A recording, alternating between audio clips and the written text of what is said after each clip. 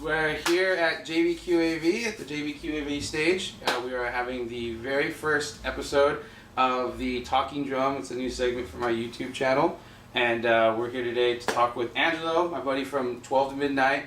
It's a band that he's been playing with for about, how long would you say you've been with them for? I've been here playing with the current setup for about 2 years. Cool, cool. Right after my 30th birthday, we got back together. Oh, right on. That's cool. That's some pretty good timing right there. Yeah. And you guys have a show coming up, like this weekend, right? We have a show coming up this weekend. That's Saturday the 23rd. Yeah. Blue Lagoon? Blue Lagoon, cool. Okay, yeah. Homebrew. Okay, playing with Homebrew, yeah. I've been working with promoting shows with the Blue Lagoon the last couple of weeks, and it's really cool. I get to go check out different shows. Got to go see you guys last week with Eras, another band I'm kind of buddies with, and I'm having a really good time. Just getting to integrate into the music community. And here in Santa Cruz, there's a lot of cool cats here that I don't think I would have met if I didn't try to get involved musically with them. Just promoting, playing shows, or just playing out, hanging out, just having a good time. First question is, how long have you been playing drums? I've been playing the drums since I was 12 years old. Started in 6th grade concert band. Okay. I played the snare drum. Right on. And I graduated to set when I was probably 14. Okay. And then got a little set put in the garage and been playing ever since. Right on. That's cool. Who is your drum maker, or who is the brand that you use these days? I use PDP drums. I had a little jazz kit for a long time, but when I started playing rock and roll drums, I just couldn't get enough volume out of them. Right. So a buddy of mine sold me his old PDP kit. Right.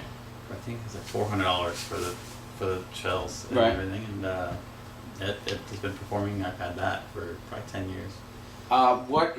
Do you have any preferred drumstick sizes? I know a lot of guys, they have a stick that they really kind of have their heart set. My buddy Naka, who plays with Mark London and the Super Greens, and he's just overall awesome, cool guy. He got me onto A7s, and I really have just gotten really comfortable using A7s. Shout out to Naka. But do you have a stick that you're really big into? Yeah. I also use 7As. I usually try to use Vaders because they're a little bit longer, and so I don't hit the rim of the snare drum on my knuckles quite as often. But they're harder to find for some reason these days. Yeah, they're getting harder and harder to find, at least in Santa Cruz. You go to San Jose, it's a little bit easier, but you got like a bigger game. You got guys like Guitar Center and then Tap Tempo that are just like, they really want to stay on top of it. They're like the crowd pleasers of the area, if you will. Yeah. The third question is, what do you see as being like, what is as a drummer, what would you say is the coolest facet of being a drummer, in a band, because anybody can come in and just kind of like give it their shot and kind of just get in there, but we're a type of people that it gives us a certain feeling, but like what is it for you, like how does it make you feel? I don't know, playing drums is the easiest thing I can do. It's just I've been walking and breathing longer than I've been playing the drums, and that's really it. There's nothing else I can say that I've been doing for that long. Yeah. So if I play the guitar, play the piano, it's more difficult. But when I get behind a drum kit, I just feel like I just feel natural. Everything just kind of flows out pretty easily. Okay. And it's good stress relief, and it's a lot of fun. Yeah, it is a lot of fun. It is a very good stress reliever. So now a little more on the lighter side.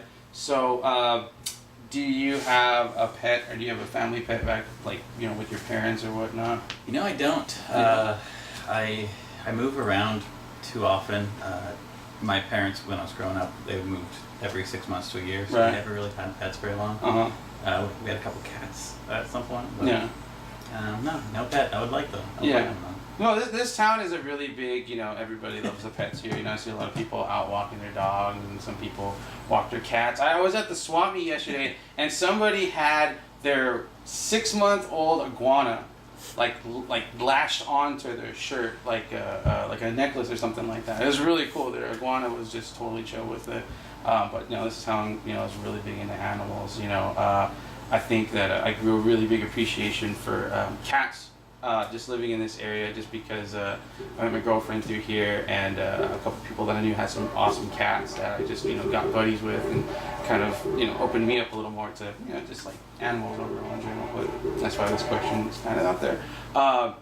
What's your favorite food, and who makes it the best? Like, bottom line, I realized actually just the other day that when I say food, I intrinsically just mean Mexican food because that's what I grew up with. So usually if I want to get Chinese food, I have to qualify that Chinese food or pizza or something. But sure. if I just say food, it automatically means Mexican food. Yeah. I go a Mexican food probably 90% of the time. Yeah. In town, I don't know who makes it the best. Well, just overall, like your grandma, who is the one that you're just like, I will eat it every time? Well, my grandma, obviously. My abuelita, she makes the greatest quesadillas in the world. Yeah. But in town, if I was going to get a burrito, I'd probably go to Tacos Morenos. Okay. Yeah, that's a good choice. I love those guys. I've been going there for a long time, too. Good burritos. Yeah. Yeah, they used to have one up on UCSC, but I think they tore it down and made it into a Rivas or something. It broke my heart when I saw it. The first time I saw it, I was like, I disapprove of this totally. But that's just the changing of the times, things like that. Rivas makes a good quesadilla too, though. Yeah, they're alright, but I really was like fond of Taco Morenos. I still am. I still try to go there as much as I can. So for the final question, what would you do for a Klondike bar? I'd play the shit out of the drums. Why not? I think that's a pretty good way to earn, a Klondike bar. I personally think. Burn some calories, and then you get that's right. You get a cheat after. Put them back on, dude. You put them right back on. Well, so I think that about wraps it up here for our first episode of The Talking Drum. We'll be back next month. I have not picked out what drummer locally that I would like to bring onto the stage, but we'll be back here in about a month's time at JBQAV Stage. I'd like to thank my sponsor JBQAV and all the wonderful staff that has been super helpful with all my endeavors and projects. And we'll see you next time, and take care.